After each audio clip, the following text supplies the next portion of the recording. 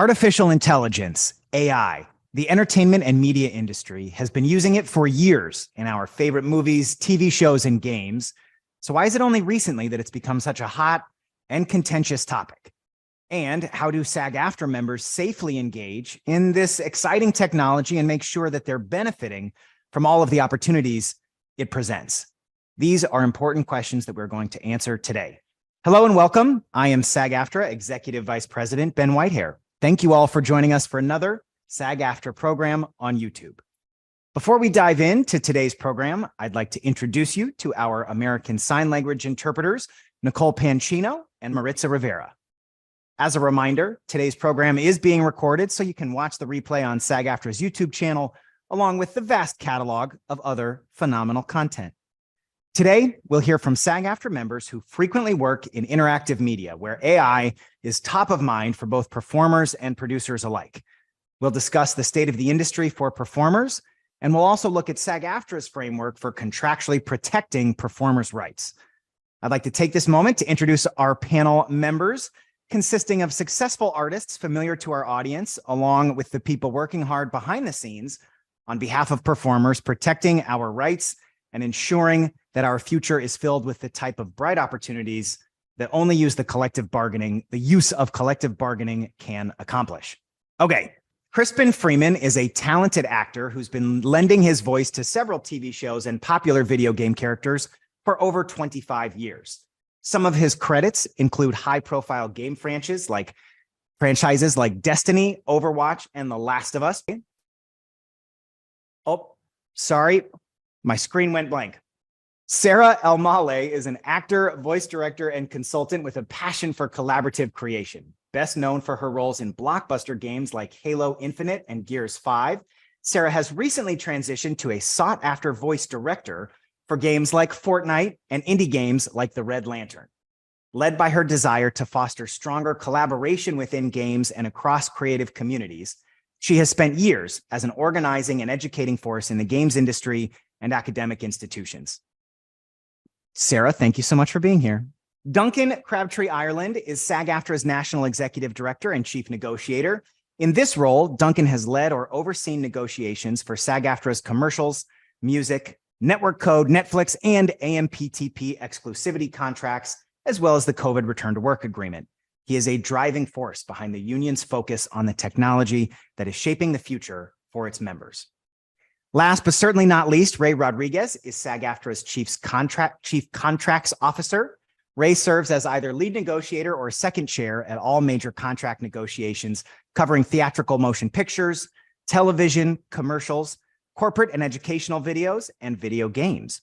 Ray was a busy man last year, successfully negotiating new commercials, network code, and Netflix contracts, along with a landmark new agreement with the AMPTP on exclusivity terms. Okay, let's dive in. Duncan, can you lay the groundwork for us? Why is AI technology all that anyone is talking about in the entertainment and media space? Absolutely, Ben, and thanks for hosting this PTOE. I think this is going to be a fascinating topic.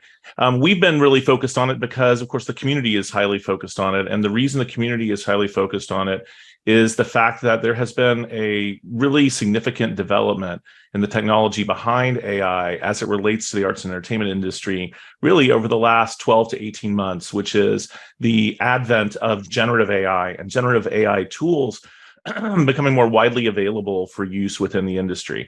So just to take one quick step back, I mean, the AI has been in use for quite some time in a number of different sort of applications that we're all very familiar with, whether it's voice recognition, so we can talk to Siri, whether it's facial recognition algorithms that are used for security purposes, things like that. And obviously, those tools have been very useful and helpful in a lot of ways. But what's really sort of challenging our industry now is the advent of technology, again, called generative AI, which has the ability to actually create certain types of content. And the idea that we're going to basically have these sort of computer programs, computer algorithms creating content in place of writers, actors, performers, directors, other creative talent within the industry, that's a new phenomenon. And it's something that we're all really concerned about. And of course, we can see the potential negative, but there are also positive implications to this technology. And so I think everyone in the industry is really interested in knowing, how is this going to develop? Where is this taking us? And how do we make sure that as this technology gets implemented within the industry, that it's done in a way that's respectful of people, that understands the unique contribution that humans make to the creative process, and that ultimately helps lift people up and raise up the creative accomplishment in our industry rather than looking to replace people. Yeah.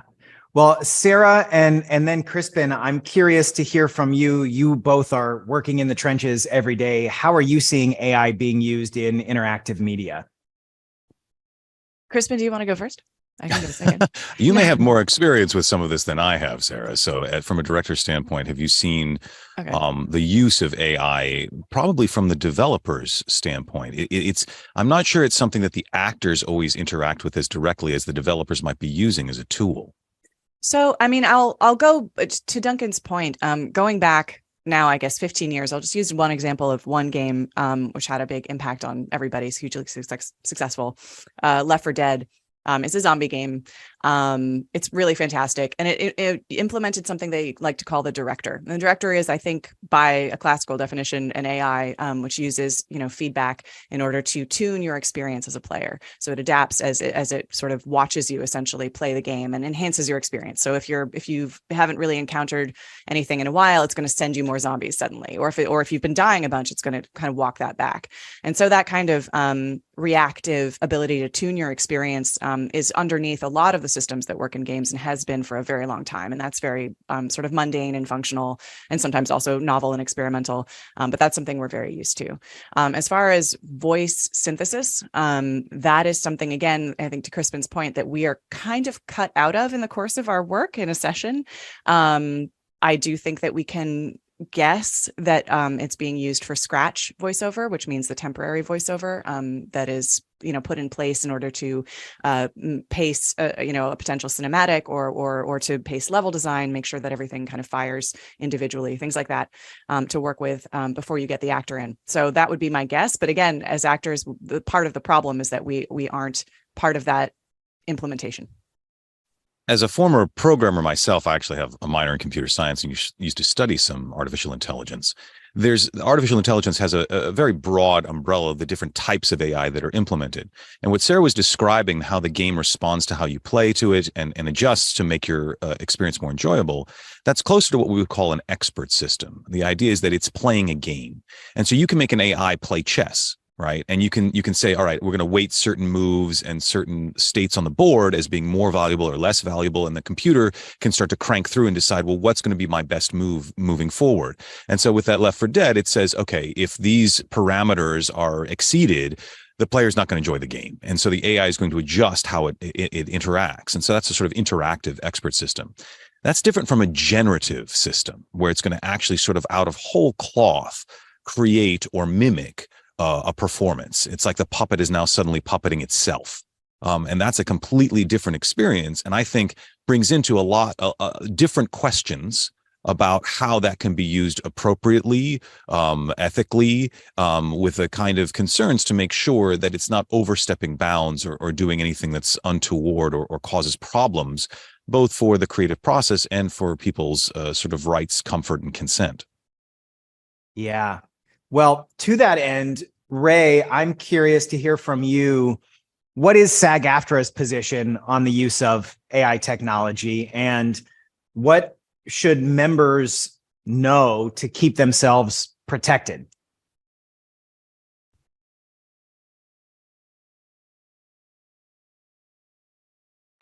Thanks, Ben. I think the most important element of SAG-AFTRA's position on the use of AI is that it needs to be done under a union contract. The SAG-AFTRA National Board recently adopted a resolution that artificial intelligence and the generation of digital doubles of performances is a mandatory subject of bargaining, meaning that employers have to bargain with the union to acquire that right under the collective bargaining agreement before the employers can bargain with individual performers to acquire that rights in individual negotiations. So the most important element protecting performers is going to be a union agreement. And we have insisted that employers must bargain with us about this. The other recent clarification that the National Board has adopted is that Global Rule 1 covers the licensing of your digital double to an employer. So Global Rule 1 is the rule that requires that when you render services, that it must be under a union agreement. And the term render services has been interpreted by the board to include licensing your digital double for use in a game or any other piece of content. And so those are the two most important aspects of the union's position. I would also add to that I think the union is approaching AI as something that needs to be bargained over, something that needs to be regulated, but we are not of the view that we are going to try to prevent people from using AI. We understand that this is a technology that's here, that it's going to be used. What we want to make sure is that it's used in appropriate ways that are respectful of performers and performers' rights, and that don't ultimately undermine the ability of our members to control their likenesses and voices, and to continue to monetize their likenesses and their voices to earn a living. Yeah. Yeah. So what I hear you saying is that it's not necessarily about like stopping the technology from happening, which perhaps might be a fool's errand, but saying, hey, if you're using the skills and talents and likeness of our members, then there need to be protections and compensation. I'm curious, Crispin and Sarah, what are you hearing, or even for yourself, like what are the concerns that you have or that you're hearing from fellow performers? Like what are the pieces of this that is either worrying or potentially exciting people, but I think a lot of overall a lot of concern as we're entering into, anytime there's a new technology that hasn't been played out. So yeah, what are the concerns that you have and that you're hearing from your fellow members? I can start with some of that. I mean, it's a lot of the same themes, and I kind of am cool with us repeating it over and over again throughout this conversation, but around consent, compensation, these are the two big beats, and you can kind of drill down from there. Loss of work, obviously. I mean, no one really likes the idea of being replaced. Collaboration is in my bio twice. So what I really like is the human to human kind of co-creation of my performances. Some actors, I think, care less about that, perhaps, or are okay with different things. But the main thing being, don't cut us out of our work. Don't have, we lose in, by leaving that real-time kind of co-creation process, we also lose real-time consent to what we're comfortable having our voice and our vocal identity say. In sessions, I think we take for granted the fact that a line might come up, especially in games. We don't get our scripts in advance. We're cold reading almost every time. And so there's no chance to kind of pre-approve something or consent to the entirety of a script in advance. And so you come across a line and you're like, I'm not comfortable saying that, and you can kind of withhold it or talk about it, negotiate about it in a session. And suddenly that's removed if the developer has access to something that it can make you say anything. There's a famous actually moment inside the Actors Studio with Jason Bateman where a director was like, they had different opinions about a scene. He gave the takes he wanted to give, and the director was like, "Can we just get this other one for coverage?" And he was like, "No, because you're going to use it. Like, I'm not going to give it to you." That just is extremely sinister, and it's a way to push on someone's boundary. And so, in person, you can just withhold as you go and do everything else or figure something out. And so that just goes from, can we just get this for coverage? I've been in sessions where an actor objected to, they were like, I don't think someone from this country would say that. And someone got on the talkback to say, can we just get it? And I was like, they don't even understand they're being low-key racist here. And if they were on their own, that just goes from, can we just get it, to, I'll just make you say it. So that loss, I think, is really, really present in my mind. In addition to, obviously, loss of work, proper compensation. We're at the beginning of determining what ethical, reasonable compensation for these different uses might be. So those are the things that I've been hearing. Yeah, that's a helpful example of how, the concern of being able to make me say something that I wouldn't say, that can go as far as, to your point, like, oh my gosh, like now I'm the one, like I've heard this from my fellow members, like if I'm the person whose face you're seeing saying something, or you hear my voice and it's me, and now all of a sudden I'm doing something that is to your, whether it's racist or culturally insensitive or, against my own personal values. Like it's the performer that pays the price for that. Crispin, anything to add that you're seeing in terms of the concern in addition to consent and compensation? Yeah, I'd like to build on what Sarah was saying because it's a really good foundation. People have probably seen some videos, and you can find them online, of all the amazing things you can do with artificial intelligence, specifically with doing sort of generative face stuff. I've seen videos where they will take an actor's face and then another actor will drive that face like a puppet. And then another actor will drive the voice of that puppet. It'll sound like the original actor. I've seen clips of people in movies where they are dubbing the actor into a different language and they're making the actor's mouth move to the different language that the actor never originally spoke. These are all really cool, amazing, fascinating tools, and they can be really useful to do certain things. But they're also extremely powerful tools that could be used for nefarious purposes. As actors, what our product is ourselves. And part of ourselves is the notion of our identity. We have a persona that we present to the world as an actor or in the public, and we are identified by that persona. We know who that celebrity is, or we know who that voice is, or who that performer is. If someone can then take that identity and do what they want with it, that's a bit of identity theft. Even if you're simply taking an actor who was speaking originally in English, and now you're making them speak in a foreign language, with somebody else dubbing their voice in that foreign language. And isn't it cool that you can make their lips match the foreign language? Well, yeah, that is really cool. That's an amazing tool that you've got that you can use. But what if somebody is now looking at that person saying, oh, they don't speak Spanish that well? Well, they never intended to speak Spanish. And how's someone's supposed to know that that's not the actor speaking Spanish? So on one level, it's like, oh, that's a really cool effect. But the knock-on effect on somebody's identity, on somebody's brand, on their ability to their reputation in the public, in the industry, that there's all sorts of unintended consequences that need to be addressed. And that's where consent comes in, right? That's where someone has to consent to this thing being done. And when they're not there to consent, then it's basically using that person for your own purposes. And that's not ethical. There's really cool stuff that they're doing with people's voices. And there are actors who have agreed, who have given this consent, right? James Earl Jones has decided that he is done playing Darth Vader and he's fine with generative AI creating his Darth Vader voice moving forward. Hopefully he negotiated a contract where he gave his consent for certain things and he got appropriately compensated. I think that's all that we're trying to do now, is to say that these tools need to be regulated in such a way so that actors can protect their identity, their brand, and their value as a commodity, as a product in the marketplace. Yeah.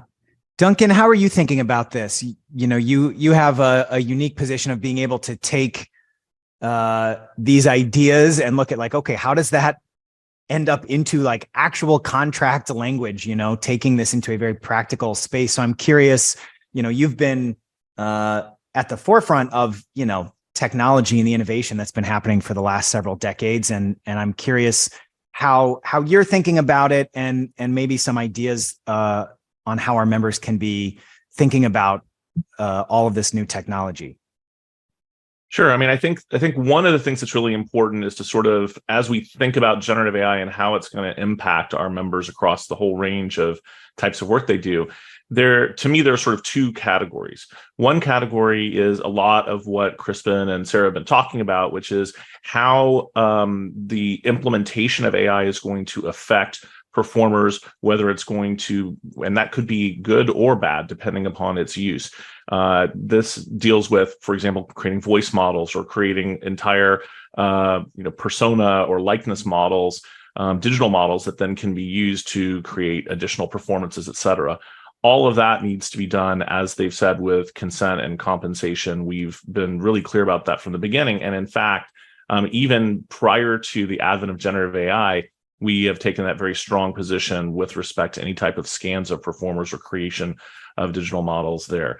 And so I think that the kinds of concerns that our members and the union have deal exactly with those kind of topics: the ethics of how it's implemented, making sure that consent is always present, making sure there's appropriate disclosure of the use of generative AI in terms of modifying performances or things like that. All of those pieces, and of course, fair compensation.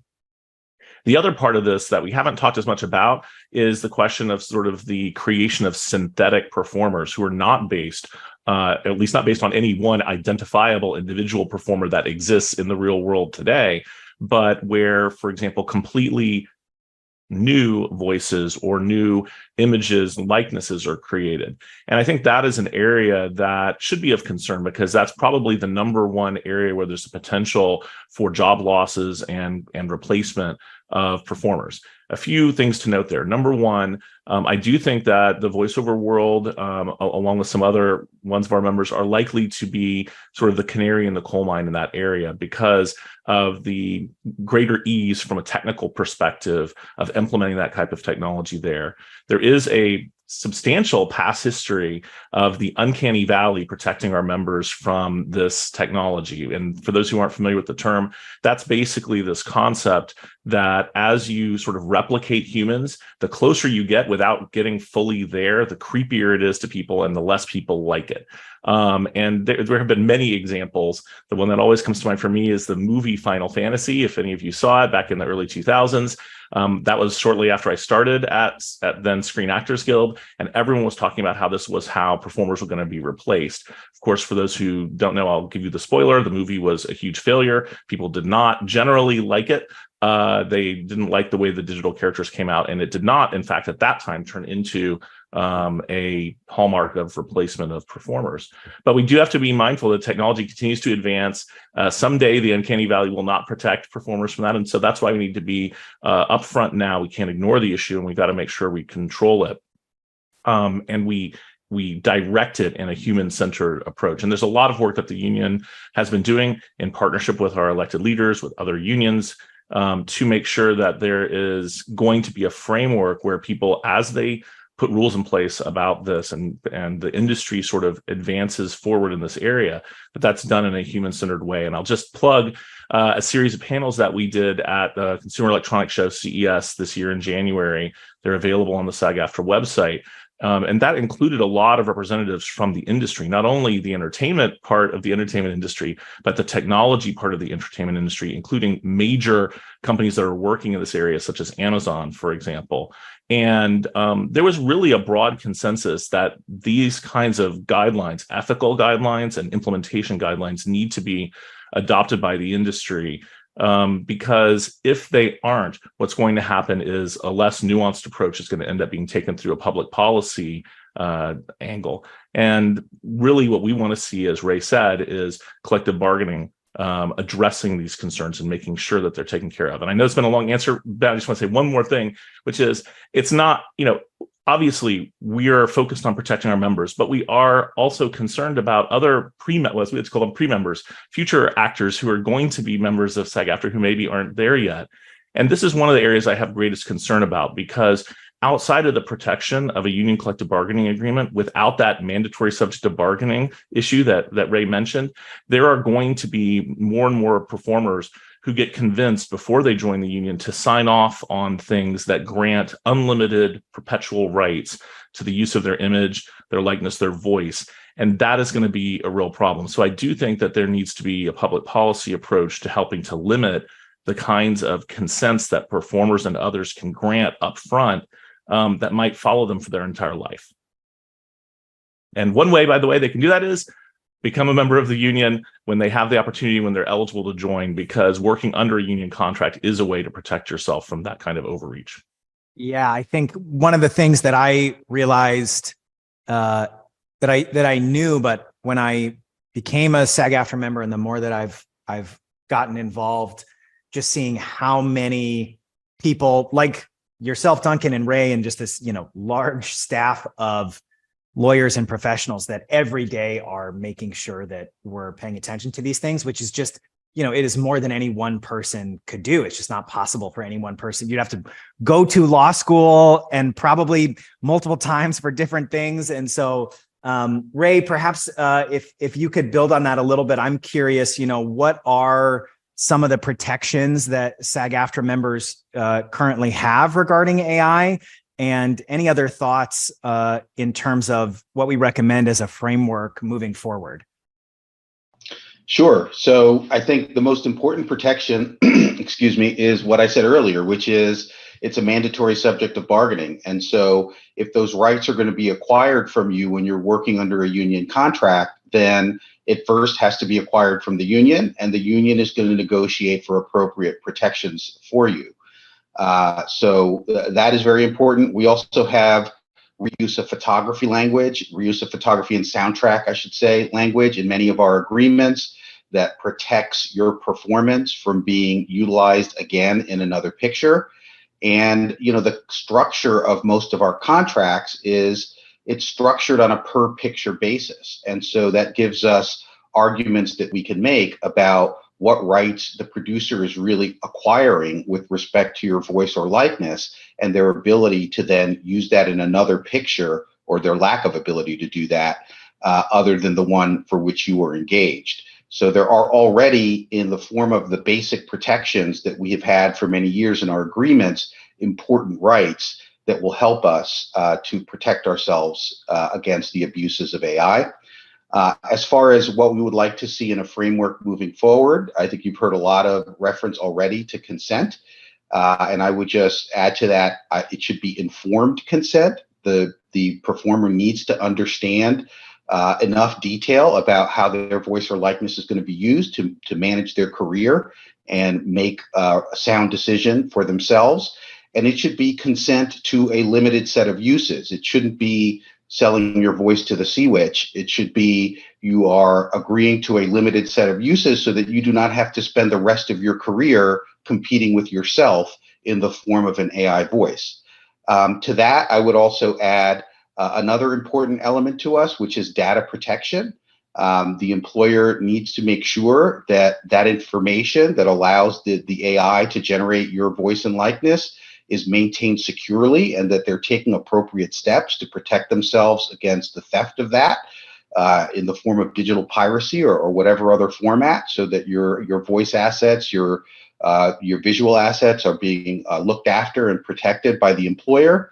And then I would also add that any exclusivity needs to be noted and fairly paid for. So if you are, for example, licensing your voice potentially for use in advertising, and there's going to be an expectation that your voice is not also going to appear on another advertiser's product, well, then that needs to be understood. You shouldn't be walking yourself into a circumstance where you're now ineligible to provide voice work for a large category of services that are out there. I mean, if you lose if you grant exclusivity to your voice for insurance and automotive, you've already taken out a substantial portion of the work that commercial voice performers do. And so that exclusivity needs to be bargained with you, and it needs to be appropriately limited and appropriately paid for.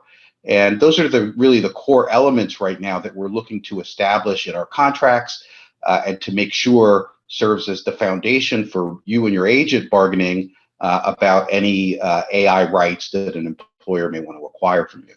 Yeah. Sarah and Crispin, I'm curious, what message would you have in all this, either to, current SAG-AFTRA members, but, Duncan mentioned pre-members, actors that are out there trying to get their career going, what is your message to them? You both have, created a successful career and been around. Like, what is your message out there to the actors who are getting started? I can, try and give a stat. I mean, solidarity. I think that our work is very, isolate can be has eventually become very isolated in the sense of many of us are recording from home, and I mean, it's just gotten further and further away from kind of that in-person flow I was talking about, and not just from your employers, but from each other. Now we have folks across the world and the country who are wonderfully, it's been democratized by technology that they're able to participate in this work and in this industry. But again, I think that does make it difficult to feel a sense of professional camaraderie and community with your peers, but know that it's there and it's real, because we all do this work and we all love what we do and we all deserve the same rights. So I think, and I'm seeing it happen too with pre-members and other folks, they're interested in this issue and they want to understand and talk about this issue and build a position that we can all kind of reinforce together through the strength of our united community. So I think that is really the message I would say is look to your peers, look to your mentors, take comfort and take strength in what they're advocating for, because you also deserve that for yourself. I guess we can do all of this together, but I do think it's important, as Duncan was saying, we are blessed with this instrument of the union that has, legal protections and power beyond what any individual actor can achieve. And so I think, if you are on a path toward becoming, union, you will benefit from that. We invite you in to enjoy the greater strength and ability to navigate this very scary space when we do it together. So I think there's work that everybody can do as long as we're communicating with each other. There is this advantage that we have being part of this union. Yeah, Crispin, what are your thoughts? Yeah, what Sarah's describing is the social aspect of solidarity and community. The union does it under a legal framework to protect things. But what I'm seeing is it's happening sort of ad hoc, just online, with different Facebook groups or Discord servers, where people are feeling the need for this community and solidarity. And so that they're coming together, even if they're not part of the union yet, they're doing this. And that's very encouraging to me. So that's the sort of social aspect of realizing you're not alone and that a lot of people are facing these challenges. And that if we face them together and have a sort of consensus about how we're going to approach them, that gives us a better chance of making sure that they're safe, reasonable, ethical, just, right?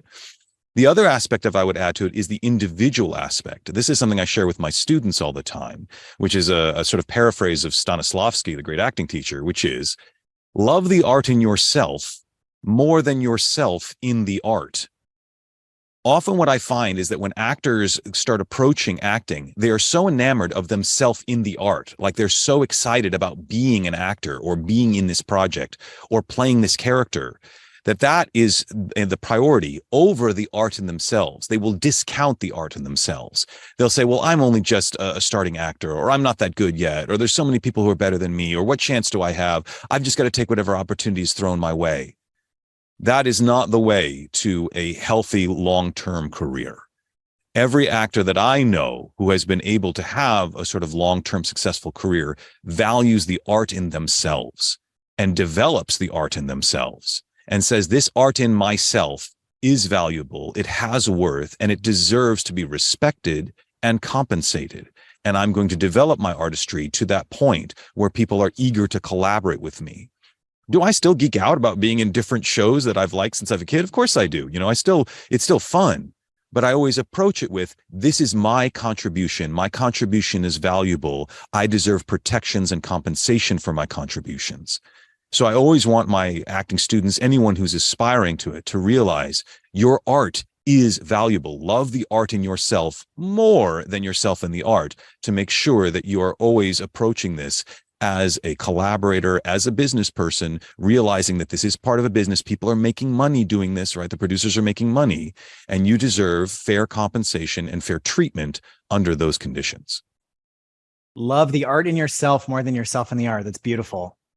Duncan, what are some of those legal protections that do or don't exist? Like, do current copyright laws protect the voice likeness performance simulations? I know that it is a sort of emerging area of law. My dad happens to be an intellectual property attorney, and I think there's a lot of outstanding questions and current cases that are working their way through. But what's maybe the headlines of what is or isn't protected as of now? Sure. And, this is such a fascinating area of law. We could have a whole, and bar associations have, and we'll continue to have hours long panels on this specific topic. But a few sort of key points. Number one, you don't own a copyright interest in your own image and likeness just as it exists. But there is another right, it's called right of publicity, which is a right that is less, is newer, let's say, in some ways than copyright, less firmly established, but which gives you the right to control the use of your image or likeness or name for commercial purposes. And that right is established in law in California, New York, Indiana, a number of states. There's not a federal law on that point just yet, although we could, foresee that coming sometime in the future. That is a way that our members can protect against the unauthorized use of their name, image, likeness, voice for purposes of commercial uses. But I think when you look at the copyright issue, it's going to be really important for our members in a totally different way. And this goes back to that whole synthetic performer concept we were talking about earlier, which is, are companies going to just create completely synthetic people and use them to replace actors or other people in the entertainment industry? And one of the good developments in this area is that the U.S. Copyright Office has taken a very strong position that under the Constitution, under Article 1 of the Constitution, as well as under the Copyright Act, that copyright is reserved for works of human authorship. And so that doesn't mean that AI tools can't be used to assist a human author, but it does mean that content that's created exclusively by AI or primarily by AI or other non-human tools is not eligible for copyright registration or copyright protection under US copyright law. And I think probably all of our members can immediately recognize how important this is for us in terms of helping to maintain the central role of human creators in the entertainment industry, because these massive corporations who are now the biggest part of the industry, there is no way that they want to create content that's unprotected by copyright, because their ability to achieve revenue for the content they've created is entirely dependent on their ability to control its use. And if you create something that's not copyrightable, then anyone can take it, anyone can use it, anyone can distribute it. There's no legal recourse against that. So I do think that it is really important that human authorship remain the core element required for copyright protection. As I said, it's in the U.S. Constitution, it's in the Copyright Act in our view. And this is also part of the Human Artistry campaign. I'm not sure if we've talked about it yet, but there is a campaign that involves a lot of constituencies. It's the labor unions, professional associations, even employers. The RIAA, for example, is part of the Human Artistry campaign. And everyone who's part of it has sort of agreed that human authorship is the central element of intellectual property protection.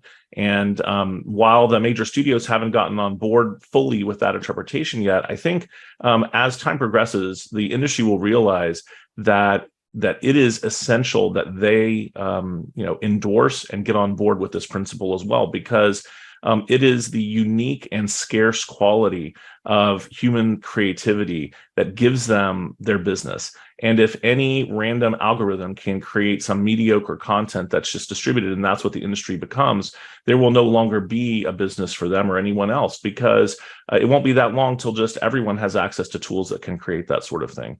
So if it's any encouragement or any support at all, I will note there was a time when people thought that Vines or TikToks or earlier YouTube videos, user-generated content was going to destroy the industry.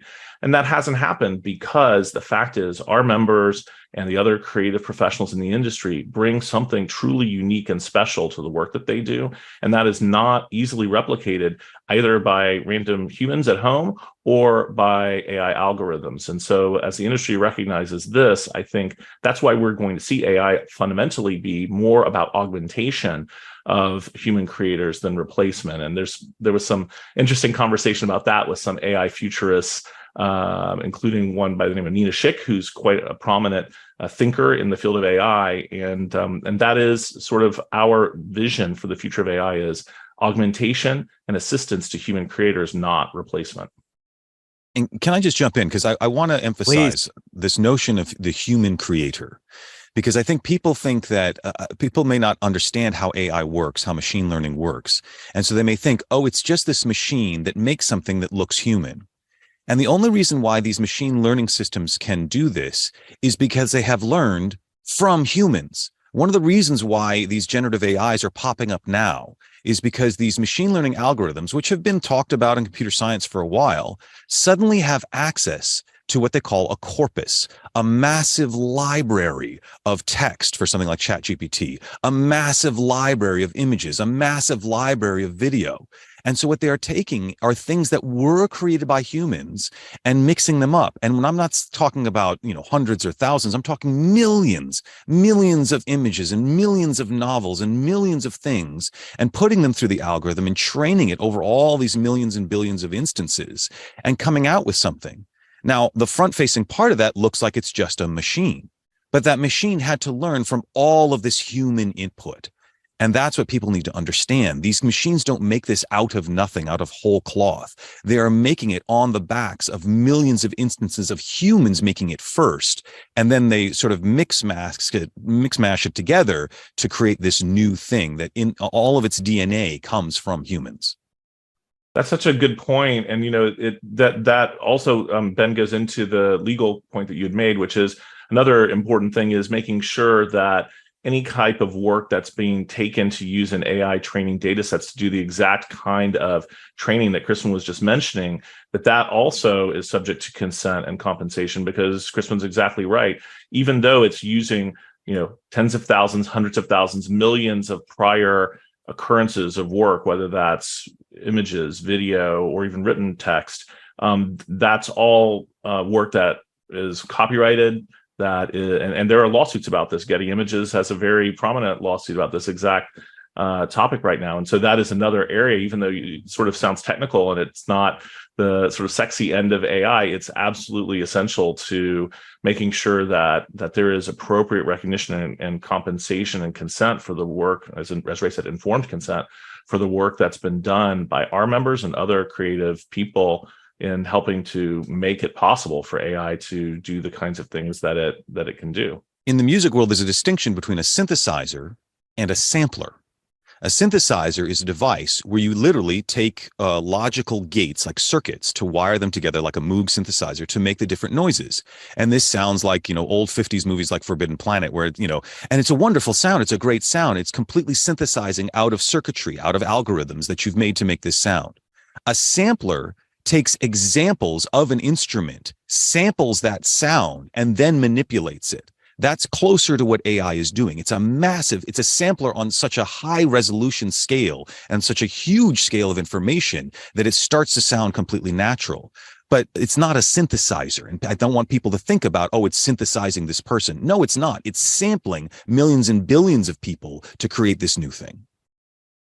That's a really helpful example, and I deeply appreciate all of that. As we get close to the end here, Sarah, I know you were talking about the communal aspects of solidarity and all of that. Ray, I'm curious to hear from you. Any ways that members can help strengthen some of our contractual protections around the use of simulated voice, image, and likeness, and where can people go if they have questions about any of this?